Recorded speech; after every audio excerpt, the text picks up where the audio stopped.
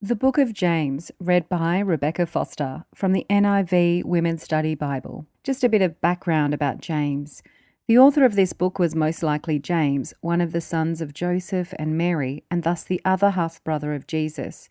Like other family members, James did not accept the claims of Christ until the resurrection. However, he eventually became an elder of the church in Jerusalem and was respected as a leader throughout the network of early churches. The date of James. According to the Jewish historian Josephus, James was martyred in AD 62. Thus, the book had to be written prior to that date. Within the letter, James referred to a simple church order of teachers and elders who met in assemblies or synagogues.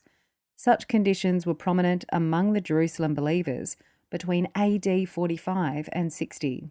The contents of the letter also indicate that it may have been written as early as AD 48, shortly before the meeting of the Jerusalem Council described in Acts 15. While the exact date is uncertain, that James was written sometime between AD 48 and 62 is a reasonable conclusion. Possibly it was the first New Testament book to be written. A bit of background.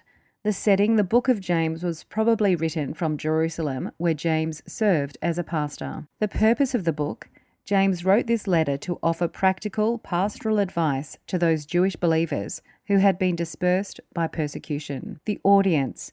James's reference to the 12 tribes scattered among the nations may have been a figurative description of the body of Christians dispersed among the unbelieving nations. But the reference to a distinctly Jewish body of believers seems to indicate that James was writing to Jewish Christians.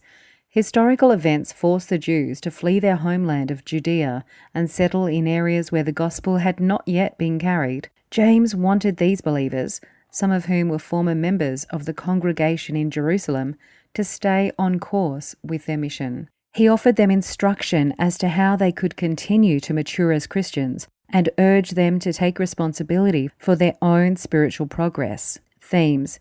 James was aware of the struggle his readers would face as they attempted to uphold their Christian faith under persecution. He offered words of encouragement and urged them to focus on the victory that would ultimately belong to them. Furthermore, he provided practical advice to unify believers whose fellowship was threatened by a lack of love, unchristian speech, and bitter attitudes. To attain the spiritual maturity described in this letter, James urged these believers to develop their faith by seeking wisdom from God. He reminded them that they had a choice.